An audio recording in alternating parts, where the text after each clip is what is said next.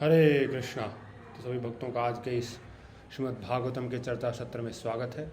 तो हम श्रीमद् भागवतम के चतुर्थ स्कंद के 29वें अध्याय, जिसका शीर्षक है अगले जन्म में पुरंजन को स्त्री होने की प्राप्ति के ऊपर चर्चा कर रहे हैं।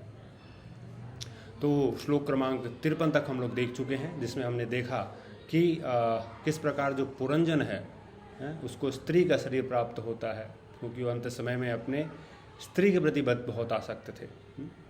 और फिर वो वैदर्भी के नाम से उनका स्त्री शरीर प्राप्त होता है और उनकी मलयध्वज के साथ विवाह होता है।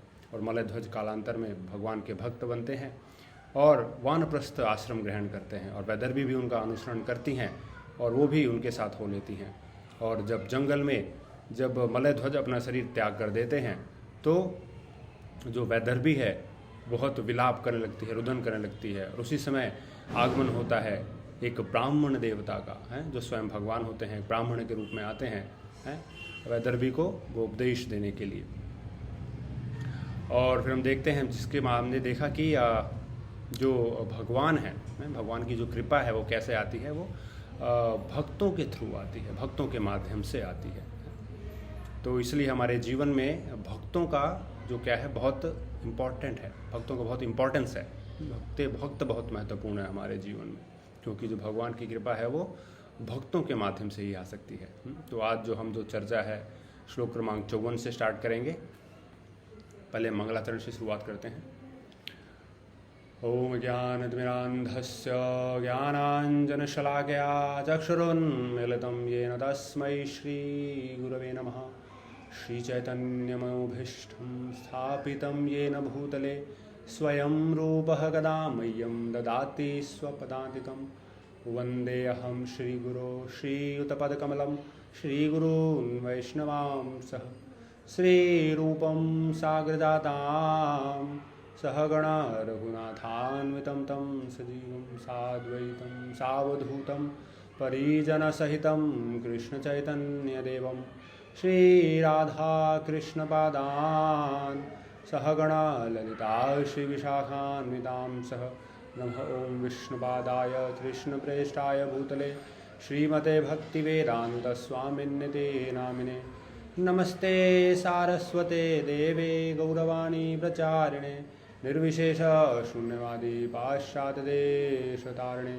नमो महावदान्याय कृष्णप्रेमप्रदायते कृष्णाय कृष्णचैतन्यनामिने गौरत्विषे नमः। पञ्चतत्त्वात्मकं कृष्णं भक्तरूपस्वरूपकं भक्तावतारं भक्ताख्यं नमामि भक्तशक्तिकं। हे कृष्ण करुणा सिन्धो दीनबन्धु जगत्पते गोपेश गोपिका कान्त राधाकान्त नमोस्तुते। तप्तकाञ्चन गौरांगी श्रीराधे वृन्दावनेश्वरी वृषभानुसुते देवी प्रणमामि हरिप्रिये। जय श्री कृष्ण चैतन्य प्रभु नित्यानंद श्री अद्वैत गदाधर श्रीवासादि गौर भक्तवृंद। हरे कृष्णा कृष्णा कृष्णा हरे हरे, हरे राम राम राम हरे हरे। हरे कृष्णा कृष्णा कृष्ण हरे हरे, हरे राम राम राम हरे हरे। हरे कृष्णा कृष्णा कृष्णा हरे हरे, हरे राम राम राम हरे हरे।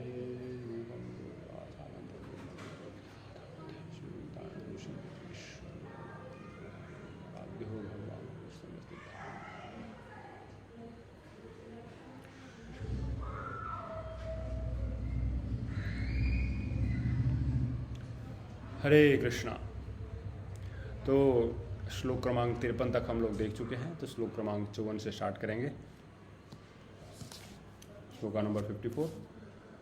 हंसावहं च त्वं च आर्य सखायो मानसायनौ अभूतामन्तरावौकः सहस्त्र परिवत्सरान्। भावार्थ श्रीपाद के द्वारा श्रील प्रभुपाद की जय। हे मित्र, मैं और तुम दोनों हंसों के तुल्य हैं।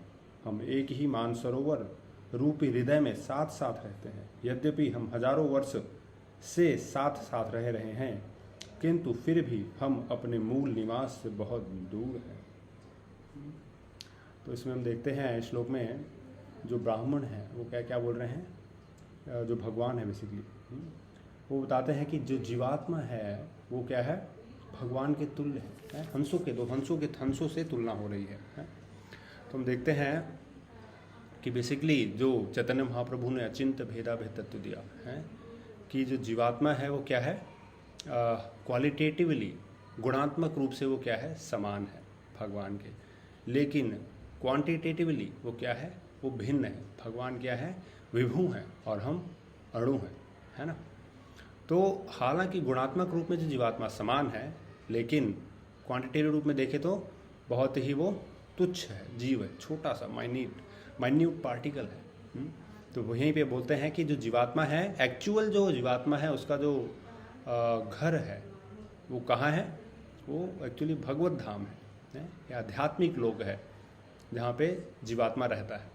लेकिन क्योंकि जीवात्मा अपना जो भगवान ने जो हमको माइन्यूट इंडिपेंडेंस दिया है, उसका जो गलत दुरुपयोग, उसका दुरुपयोग करके वो क्या होता है, वापस इस भौतिक जगत में गिर जाता है।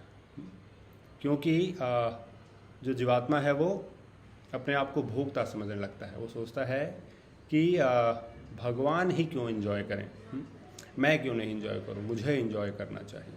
तो जब ऐसी प्रवृत्ति जो है जब जीवात्मा के मन में पनपती है, तो भगवान बोलते हैं कि ठीक है, यहाँ पे तो केवल मैं ही परम भोक्ता हूँ, तो आपके लिए भौतिक जगत का निर्माण करता हूँ। तो फिर भगवान ने भौतिक जगत का निर्माण किया, और जो भी जीवात्माएं जो भगवान से ईर्ष्या रखती हैं, जो स्वयं भोग करना चाहती हैं, भगवान उनको यहाँ पे भौतिक जगत में भेज देते हैं। तो वही इसमें जो ब्राह्मण हैं बताते हैं कि हम दोनों एक ही जगह पे रहते थे, लेकिन क्या हो गया, यद्यपि हम हजारों वर्षों से साथ साथ रह रहे हैं, किंतु फिर भी हम अपने मूल निवास से बहुत दूर हैं, है ना। साथ साथ हम देखते हैं कि हृदय में जो जीवात्मा है उनके साथ जो परमात्मा है वो भी साथ साथ रहते हैं, और जीवात्मा की सारी क्रियाओं को देखते रहते हैं, और वो सोचते हैं कि जो जीवात्मा है वो कब जो है वो मेरी तरफ मुड़ के देखेगा। और जीवात्मा क्या करता है, जैसे तुलना की गई है, एक वृक्ष है, उसके ऊपर दो पक्षी हैं। एक पक्षी क्या करता है, उस वृक्ष के फलों को खाने में लगा हुआ है, और जो दूसरा जो पक्षी है, जो परमात्मा है, वो क्या करता है, वो उस दूसरे पक्षी को देखता रहता है कि एक पक्षी जो है कब इन फलों को जो खा रहा है उसको छोड़ के वो कब मेरी तरफ देखेगा। उस वक्त का इंतज़ार वो परमात्मा पक्षी जो रूप में रहते हैं वो करते रहते हैं इंतज़ार। लेकिन जो भौतिक जो जीवात्मा है वो क्या करता है, इस भौतिक जगत में आनंदमय जीवन की खोज में लगा रहता है।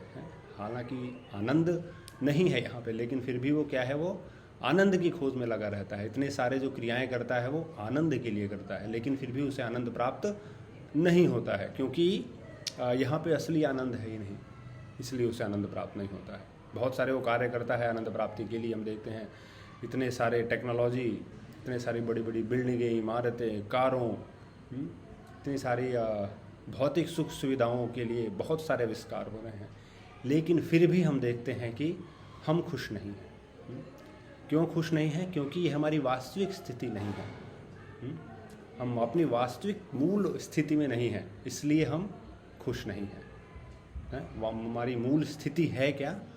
तो चैतन्य चरितामृत में चैतन्य महाप्रभु बोलते हैं, जीवेर स्वरूप होए कृष्णेर नित्य दास। जो जीव का स्वरूप है वो क्या है? भगवान कृष्ण का नित्य दास होना है। तो हम उसको छोड़ के हम क्या हो गए हैं, वो भूल गए हैं, इसलिए हम यहाँ पे हैं और दुख भोग रहे हैं। और ये जो जीवात्मा है, जो हम हैं, वो क्या होते हैं, भगवान को भूल जाते हैं।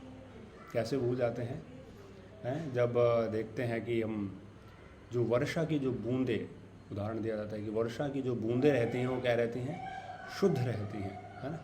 लेकिन जैसे ही वो इस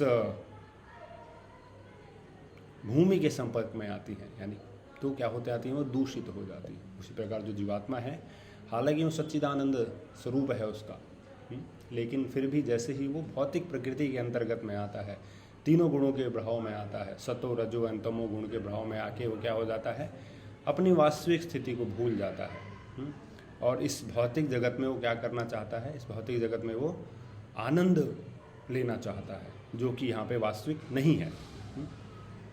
और जो परमात्मा है, जो भगवान है, वो इस स्थिति में भी क्या करते हैं, भगवान को, जीवात्मा को छोड़ते नहीं हैं। इस स्थिति में भी वो किसी भी स्थिति में जीवात्मा भले न रहे, भले रहे, वो उस स्थिर स्थिति में भगवान जो है वो उसके साथ रहते हैं परमात्मा स्वरूप में। इसलिए उनको क्या बोला गया है, वो क्या है, सच्चे सुहृद हैं, सच्चे हितैषी हैं हमारे, क्योंकि वो हमें कभी भी नहीं छोड़ते हैं। जब एक जीवात्मा मल में एक कीड़े, विष्ठा के जो कीड़े के रूप में भी अगर उसका जन्म होता है, वो शरीर प्राप्त लेता है, तो उस शरीर में भी जो परमात्मा है उसमें उस जीवात्मा के साथ विद्यमान रहते हैं। तुम देख सकते हैं कि भगवान कितने कृपालु हैं, वो किसी भी स्थिति में हमको छोड़ते नहीं हैं, लेकिन हम जो है क्या है, उनकी तरफ देखते नहीं हैं। हम अपने ही भौतिक आनंदों में लगे रहते हैं और भगवान को भूल जाते हैं, विस्मृति हो जाती है हमको भगवान की। तो यही जो है ब्राह्मण जो हैं, ये भगवान जो हैं, ये वैदर्भी को बताते हैं। अगले श्लोक पे आ जाते हैं, श्लोक का क्रमांक 55। स्वतम विहाय माम बंधो गतो ग्राम्य मतिर्महिम विचरन् पदम मद्राक्षि कया चिन्ह निर्मितम स्त्रिया। भावार्थ एवं तात्पर्य श्रीलपाद के द्वारा श्रीलपाद की जाए। हे मित्र, तुम मेरे वही मित्र हो। जब से तुमने मुझे छोड़ा है, तुम अधिकाधिक भौतिकतावादी हो गए हो और मेरी ओर न देखकर तुम इस संसार में, जिसे किसी स्त्री ने निर्मित किया है, विभिन्न रूपों में घूमते रहे हो। तो यहाँ पे बोलते हैं, क्या बोलते हैं कि तुम मेरे वही मित्र हो। यानी जब हम आध्यात्मिक लोक में थे तो भगवान के मित्र थे, भगवान की सेवाएं कर रहे थे। लेकिन जैसे ही हमारे मन में कल्मश आ गया, एंजॉयमेंट का, आनंद का, भोग करने का, तो क्या हो गया, हम वापस इस भगवान हमको इस धरा पे भेजते हैं। तो वहीं पे बोलते हैं कि जब से तुमने मुझे छोड़ा है, तुम बहुत भौतिकतावादी हो गए हो, है ना। तो हम इस भौतिक जगत में आते हैं तो क्या हो जाते हैं, भगवान को भूल जाते हैं, है ना। भगवान में याद नहीं रहते, हम अपने ही धुन में लगे रहते हैं। अपना परिवार, अपना देश,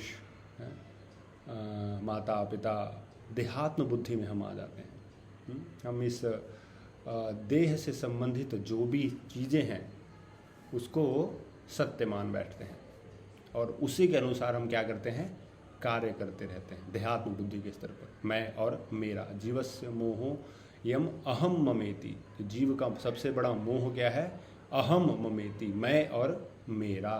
तो हम मैं और मेरा के चक्कर में पड़ जाते हैं। मैं है, मेरा शरीर है, मेरी पत्नी, मेरे बच्चे, मेरा समाज, मेरा देश, हम इसमें लगे रह जाते हैं और भगवान को भूल जाते हैं, दरकिनार कर देते हैं। तो वही इसमें बताते हैं। तो ये भौतिक जगत बता रहे हैं कि भौतिक जो इसमें और एक इम्पॉर्टेंट बात है कि वह क्या है,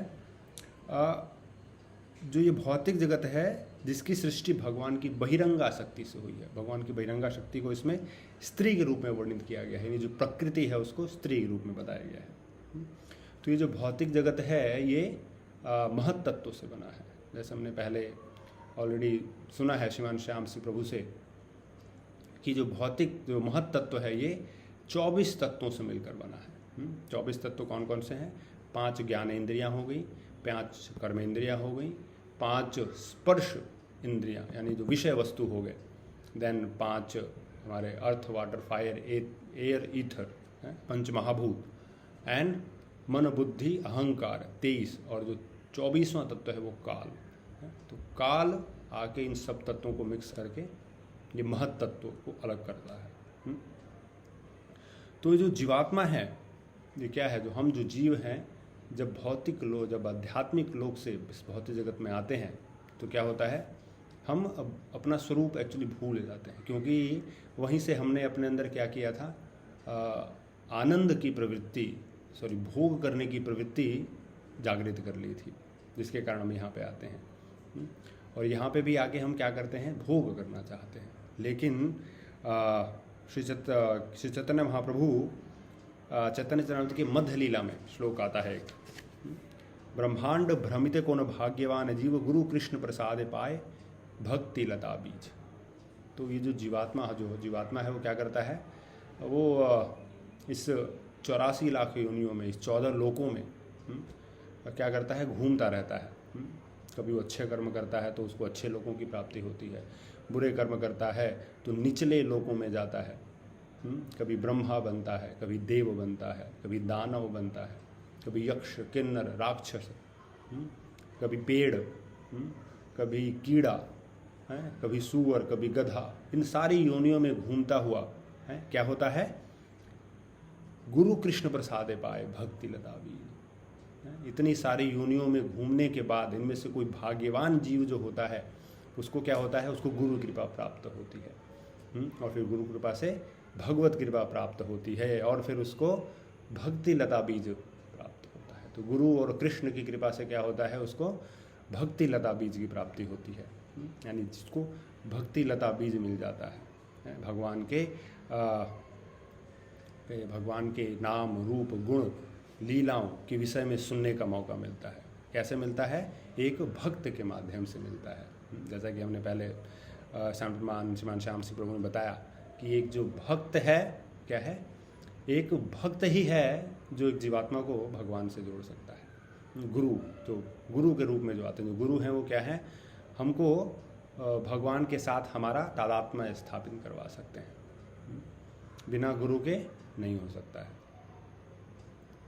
तो वास्तव में क्या है, जो भगवान कृष्ण हैं वही हम सबको वापस, क्योंकि हम सब क्या है उनके वहीं से, उनके अपने घर से वापस आए हैं। तो भगवान चाहते हैं कि हम अपने घर वापस आ जाएं, है ना। जैसा कि हमने ऑलरेडी क्या कहते हैं Bhagavad Gita course, basics of Bhagavad Gita course में हम सब ने द प्रोडिगल सन की कहानी सुनी है कि किस प्रकार जो वो एक लड़का रहता है, अपने पिता को छोड़ देता है, अपनी संपत्ति लेके, और वो क्या करता है, चला जाता है। और जब उसकी सारी संपत्ति खर्च हो जाती है और जब वो दर दर भटकता है, इधर नौकरी करता है, हर जगह वो नौकरी करता है, लेकिन फिर भी वो कहीं उसको आनंद प्राप्त नहीं होता है। फिर बाद में कोई उसको बोलते हैं, भाई आपके पिताजी इतने धनवान व्यक्ति हैं, आप वापस उनके पास जाइए। तो फिर वो सोचता है कि मैंने इतना बड़ा गलती किया, लेकिन कैसे, लेकिन फिर भी वो अपने पिता के पास आने के लिए तैयार होता है। और जब वो पिता के पास आता है तो पिताजी उसको देख के बहुत खुश होते हैं। वो बोलते हैं कि बेटा मैं कब से तुम्हारा इंतज़ार कर रहा हूँ, जब से तुम गए हो, तब से तुम्हारा इंतज़ार कर रहा हूँ, तुम आ गए, चलो बहुत अच्छा है। तो इसी प्रकार हम जो क्या है, हम अपने घर से वापस यहाँ पे इस भौतिक जगत में आ गए हैं। तो भगवान हमारा इंतज़ार कर रहे हैं। वो देख रहे हैं कि कब जो ये जीवात्मा इस भौतिक भोग की प्रवृत्ति को छोड़ के कब मेरे पास वापस आएगा। और इसके लिए वो स्वयं आते हैं, या फिर अपने अपने प्रतिनिधि को भी भेजते हैं, ताकि वो जो संबंध है, जो हम जो भूल गए हैं, उस संबंध को वापस रिवाइव कर सकें।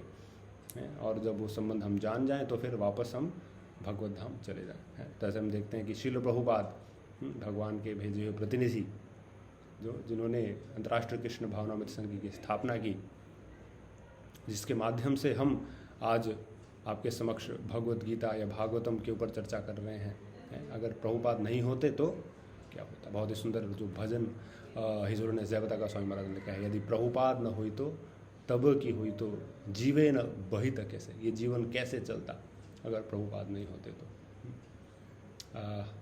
प्रभुपाद ने हमारे जीवन में बहुत चेंज किया है, हमें बहुत महत्वपूर्ण योगदान दिया है, ताकि हम अपने जो घर वापस जा सकें, भगवान श्री कृष्ण धाम गोलोक धाम में वापस जा सकें।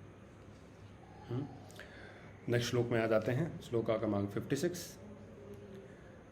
पंचारामं न द्वारम एकपालम त्रिकोष्ठकम षट्कुलम पंच विपणम पंच प्रकृति स्त्री धवम। तो इस भौतिक जगत का इसमें वर्णन हुआ है भौतिक जगत या इस भौतिक शरीर के बारे में बता रहे हैं। उस नगर में 5 उद्यान, शरीर में 9 द्वार, 1 पालक रक्षक, 3 कमरे, 6 परिवार, 5 बाजार, 5 तत्व तथा 1 स्त्री है जो घर की स्वामिनी है। तो इस इस भौतिक जगत के माध्यम से इस भौतिक शरीर के बारे में बता रहे हैं कि इस नगर में क्या है, 5 उद्यान हैं। 5 उद्यान कौन कौन से हैं? जो 5 सेंस ऑब्जेक्ट्स हैं वो क्या है, हमारे 5 उद्यान हैं, गार्डन है। देन जो 9 गेट हैं वो क्या हैं, 9 ओपनिंग्स ऑफ द बॉडी। कौन कौन से हैं? 2 नाक हो गए, 2 कान हो गए, माउथ हो गया, जेनिटल्स एंड एनस, 2 आँखें, ये 9 गुदा द्वार हो गए, 9 ओपनिंग्स हो गए। देन 1 पालक रक्षक, ये कौन है? ये लाइफ एयर, प्राणवायु। देन 3 कमरे, 3 अपार्टमेंट्स, कौन कौन से हैं? Earth, water and fire. Then 6 परिवार हैं, वो कौन कौन से हैं? 5 knowledge acquiring senses and 1 mind. ये क्या है? 6 परिवार हैं। देन जो स्टोर है ये कौन है? ये 5 एक्शन सेंसेस हैं, 5 कर्म इंद्रियां हैं। देन जो पावर ऑफ स्टेट्स हैं वो क्या है? 5 ग्रॉस एलिमेंट्स हैं, earth, water, fire, air, ether. And एक जो मिस्ट्रेस है, जो स्त्री है, वो कौन है? इंटेलिजेंस है, बुद्धि है। और जो मास्टर है वो कौन है? जीव है। तो ये जो ये उपमा दी गई है, समझाने के लिए दी गई है कि किस प्रकार जो जीवात्मा है इस भौतिक जगत में या इस भौतिक रूपी शरीर में फंस जाता है आके। तो इस भौतिक शरीर में आने के बाद जीवात्मा को क्या होता है? इस भौतिक प्रकृति में बंध जाता है, प्रकृति स्थानी कर्षति, और क्या करता है? वो बहुत ही संघर्ष करता है अपने अस्तित्व के लिए। दिन आगे श्लोक क्रमांक 57 पे आ जाते हैं।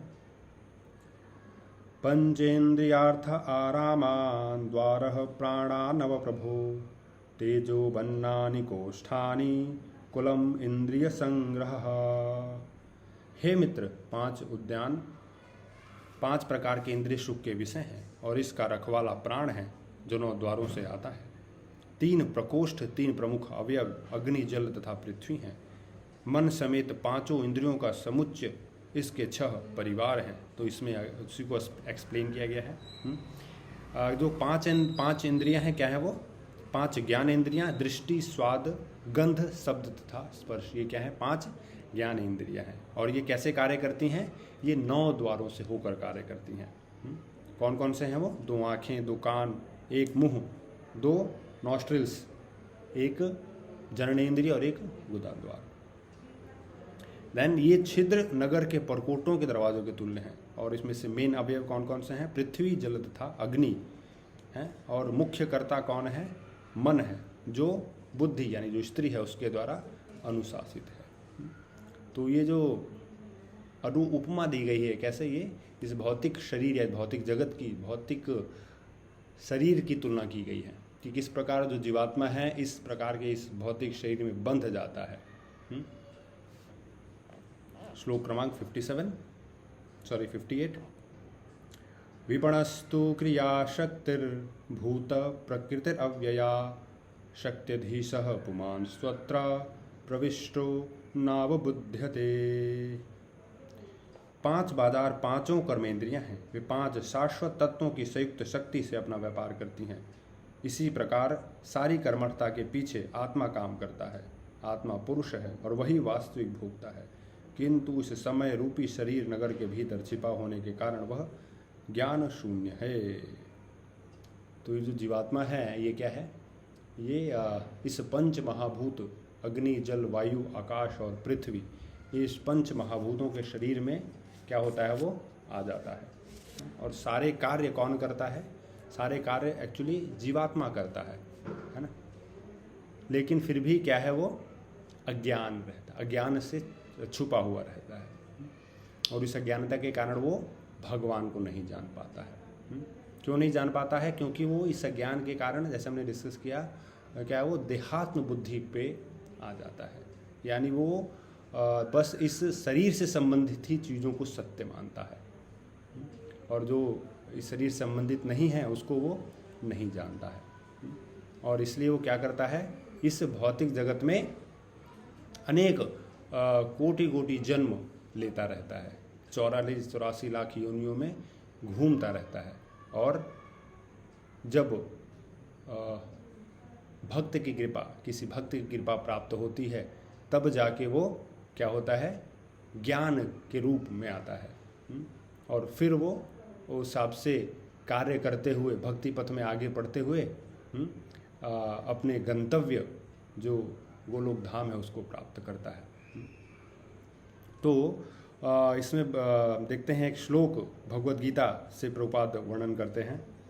प्रकृतिम पुरुषम चैव विद्धयनादि उभावपि विकारांश गुणांश्चैव वृद्धि प्रकृति संभवान। भौतिक तथा प्रकृति तथा पुरुष को अनादि समझना चाहिए। इनके रूपांतरण तथा गुण धर्म प्रकृति की उपज हैं। जो भौतिक पुरुष और प्रकृति ये क्या है, अनादि काल से हैं। भगवान क्या बोलते हैं भगवद्गीता में, ममेवांशो जीवलोके जीवभूत सनातन। ये जो जीवात्मा है ये क्या है, मेरा अंश है, और वो क्या है, वो शाश्वत काल से है। ममेवांशो जीवलोके जीवभूत सनातन, वो सनातन काल से है। तो जीवात्मा कब आया इसको हम नहीं बता सकते, कब से, वो सनातन काल से है, तब से भगवान आए, भगवान हैं। और जीवात्मा भी क्या है, भगवान सनातन है और जीवात्मा भी क्या है, सनातन है।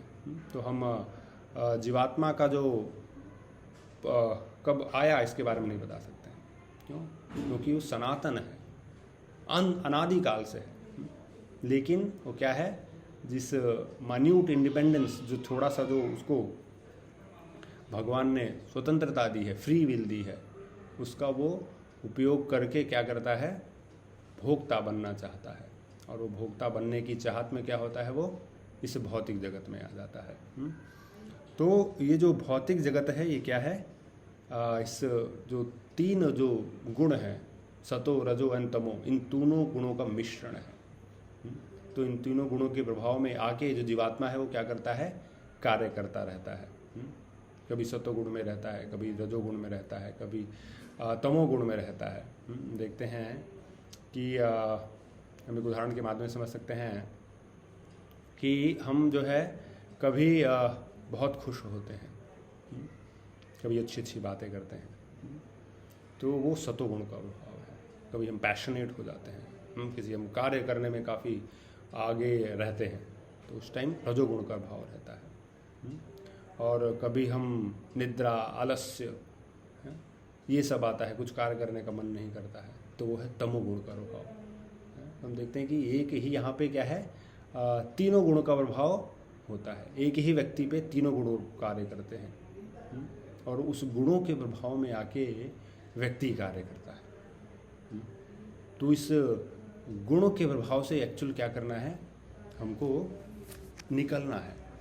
इस गुण के प्रभाव से निकल के हमको शुद्ध सत्व तक पहुंचना है। सतो गुणों में भी नहीं, सतो गुण से ऊपर है शुद्ध सत्व, उस शुद्ध सत्व तक पहुंचना है। और वो हम कैसे पहुंच सकते हैं, वो हम जब भगवान के लिए कार्य करेंगे, भक्तों के लिए कार्य करेंगे, भक्तों की सेवाएं करेंगे, भगवान के नाम रूप गुण लीला का श्रवण करेंगे, तब जाके क्या होगा, हम इस तीनों गुणों से ऊपर उठ सकते हैं। सेवा ज़्यादा इम्पोर्टेंस है, सेवा, भगवान की सेवा या उनके भक्तों की सेवा। तो जितने भी कार्य हैं वो हम भगवान को केंद्र में रख के करें, तो और भक्तों की प्रसन्नता के लिए, भगवान की प्रसन्नता के लिए कार्य करें, तो क्या होगा, धीरे धीरे धीरे धीरे हम इस तीनों जो भौतिक गुण हैं इनसे ऊपर उठ सकते हैं और शुद्ध प्रेमा भक्ति की ओर अग्रसर हो सकते हैं, जो कि हमारा लक्ष्य होना चाहिए, हमारा लक्ष्य होना चाहिए। तो श्लोक क्रमांक 59 पे आ जाते हैं। तस्मिस्त्वं रामया स्पृष्टो रममाणो सुतस्मृतिः तत्संगादीदृशीं प्राप्तो दशां पापीयशीं प्रभो। हे मित्र, जब तुम भौतिक इच्छा रूपी स्त्री के साथ ऐसे शरीर में प्रवेश करते हो तो तुम इंद्रिय सुख में अत्यधिक लिप्त हो जाते हो। इसलिए तुम्हें अपना आध्यात्मिक जीवन भूल गया है। अपनी भौतिक अवधारणाओं के कारण तुम्हें नाना कष्ट उठाने पड़ रहे हैं। देखते हैं कि जब भौतिक इच्छाएं, जीव इस जगत में क्यों कार्य कर रहा है, क्योंकि बहुत सारी भौतिक इच्छाएं हैं। बड़ा घर चाहिए, गाड़ी चाहिए, बंगला चाहिए, सुंदर पत्नी चाहिए, अच्छे बच्चे चाहिए। तो जीवात्मा जो व्यक्ति जीवात्मा, उसको क्या ड्राइव कर रहा है? वो भौतिक इच्छाएं। और इस भौतिक इच्छाओं को पूरा करने में वो क्या लगा हुआ है। और इस भौतिक इच्छाओं को पूरा करते करते वो क्या होता है, उलझ जाता है इन सब चीज़ों में।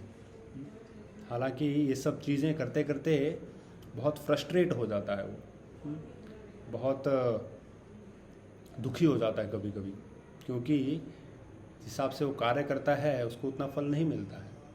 कभी कभी बहुत मेहनत करता है फिर भी नहीं मिलता है। तो ऐसे जब वो भौतिक इच्छाओं के द्वारा ड्राइव होकर भौतिक कार्यों को करता रहता है तो वो प्रसन्नता का अनुभव नहीं करता है, बहुत दुखी हो जाता है वो। ऐसा क्यों है? क्योंकि ये भौतिक जगत है। जैसे भगवान ने इसको लेबल किया है, क्या किया है? दुखालय शाश्वतम। ये भौतिक जगत क्या है? दुखालय और अशाश्वत है, यानी टेम्पररी है। तो यहाँ पे हम जैसे एक विद्यालय है तो वहाँ पे विद्यालय में क्या होता है, विद्या का प्राप्त होती है। देन भोजनालय में भोजन प्राप्त होता है। देन पुस्तकालय में पुस्तकें प्राप्त होती हैं। मदिरालय में मदिरा प्राप्त होती है। उसी प्रकार ये दुखालयम है, यहाँ पे दुख ही प्राप्त होंगे। तो जीवात्मा जो बहुत जीवक्ति है, कितना भी इस कार्य भौतिक कार्य में लगा रहे अपने आप को खुश करने के लिए, अंततः उसको क्या प्राप्त होगा? दुख ही प्राप्त होगा। लेकिन सुख कैसे प्राप्त होगा? सुख प्राप्त हो सकता है। सुख कैसे प्राप्त हो सकता है? जब वो भक्तिमय कार्यों में लगा रहे। भक्तिमय कार्यों में लगने से होगा क्या? बेसिकली सुख और दुख क्या है? सुख और दुख हम देखते हैं कि सुख और दुख है मन की सुपर, मन की सोच है। जो व्यक्ति सोचता है, फॉर एग्जांपल हम एक उदाहरण लेते हैं, एक गुलाब जामुन का उदाहरण लेते हैं। तो गुलाब जामुन जब व्यक्ति के सामने अगर मान लीजिए 10-15 गुलाब जामुन है तो वो पहला जो गुलाब जामुन लेगा उसको बहुत ही अच्छा लगेगा, बहुत ही टेस्टी लगेगा। लेकिन दूसरा लेगा तो थोड़ा टेस्ट कम हो जाएगा, तीसरा लेगा तो थोड़ा और कम हो जाएगा। ऐसे करते करते जब वो 15वें या 20वें गुलाब जामुन तक पहुँचेगा तो क्या होगा? वही गुलाब जामुन जो उसको फर्स्ट में बहुत टेस्टी लगा था, 15-20 आते आते उसको लगेगा कि अब उल्टी हो जाएगी। तो हालांकि वो वही गुलाब जामुन है, उसको बहुत टेस्ट लगा था। तो क्योंकि भौतिक है तो पहले तो आनंद आता है, लेकिन वही आनंद बाद में क्या हो जाता है? कष्ट का कारण बन जाता है। तो लेकिन अगर जो जीवात्मा है भगवान के लिए कार्य करे, भक्ति में कार्य करे, तो क्या होगा? चेतना में परिवर्तित हो जाएगा। वो जो गुलाब जामुन है वो खुद की इंद्रिय तृप्ति के लिए खा रहा था, वही अगर भगवान को अर्पण करे और उसको प्रसाद के रूप में ग्रहण करे तो क्या होगा? उससे कर्मफल नहीं प्राप्त होगा है। और कर्मफल प्राप्त नहीं होगा तो क्या होगा? जैसे हम देखते हैं कुछ एक्शन का, कोई हम एक्शन करते हैं उसका इक्वल एंड अपोजिट रिएक्शन होता है। तो जब कर्म करते हैं उसका रिएक्शन होगा, जब कर्म नहीं करेंगे तो कोई रिएक्शन ही नहीं होगा। तो बेसिकली कृष्ण भावनामृत क्या है? कृष्ण भावनामृत कार्य है भगवान के लिए करना, जिससे कोई कर्म नहीं प्राप्त होता, कर्मफल प्राप्त नहीं होता। सारे कर्मफल क्या है? नष्ट हो जाते हैं, भगवान को अर्पित हो जाते हैं। और इस तरह जब कर्मफल नहीं प्राप्त होते हैं तो जब हमारा अकाउंट, जब न हमसे किसी को कुछ लेना है ना हमने किसी को कुछ देना है, तो हम क्या होगा? भगवत धाम जाने के अधिकारी बन सकते हैं। यानी हमारा जब बैंक बैलेंस, जब बैलेंस क्लियर हो जाएगा, ना हमने किसी से कुछ लेना है, ना हमने किसी को कुछ देना है। तो ऐसा कब होगा? जब हम भक्ति में, कृष्ण भावना में भक्ति में कार्य करेंगे, हैं। तो कृष्ण भावना भावित भक्ति क्या है? ये बेसिकली चेतना को परिवर्तित करना है। जब हम चेतना को अपने भगवान की तरफ मोड़ देते हैं तो वो कार्य क्या हो जाते हैं? भक्तिमय कार्य हो जाते हैं। और यहाँ पे बताते हैं प्रभुपाद की ये जो भौतिक जगत में अधिकाधिक जो व्यक्ति जो है वो उसको शरीर प्राप्त होते हैं। हम देखा हमने कि अलग अलग योनि में घूमता रहता है। तो ऐसे क्यों होता है? क्योंकि वो अलग अलग इच्छाएं करता है। देते हैं कि अंतकाल में जैसा हम इच्छा करेंगे, जैसा हम भाव रखेंगे, उस हिसाब से हमको हमारा शरीर प्राप्त होगा। जैसे कि हमने देखा जो पुरंजन है, राष्ट्र अंत समय में वो अपने पत्नी के प्रति बहुत आसक्त थे, तो इसलिए उनको अगले जन्म में स्त्री का शरीर प्राप्त होता है। तो लेकिन अगर हम भक्ति में कार्य करें तो क्या होगा? अंतकाल में हमको भगवान का स्मरण आएगा। इसलिए भक्ति क्या है? हमको कभी भी स्टार्ट हम कर सकते हैं। जैसे प्रहलाद महाराज बताते हैं, कौमारम आचरित प्राज्ञो, यानी भक्ति कब से स्टार्ट करनी चाहिए? कुमार अवस्था से ही स्टार्ट कर दी जानी चाहिए, 5 वर्ष की अवस्था से। तो भक्ति जब हम स्टार्ट कर दें तभी, एक्चुअली भक्ति क्या है? जब हम स्टार्ट कर देंगे, कभी भी स्टार्ट कर सकते हैं भक्ति। और जब अंत समय आएगा तो क्योंकि हमने प्रैक्टिस किया है तो हम भगवान को याद रख पाएंगे। और नहीं भी याद रख पाए तो भगवान बोलते हैं आप चिंता मत कीजिए, मैं आपको याद रखूँगा। बहुत बहुत धन्यवाद। हरे कृष्णा। श्रीमद् ग्रंथराज श्रीमद् भागवतम की जय। शील प्रभुपाद की जय। निताय गौर प्रेमानंदी। हरि हरि बोल।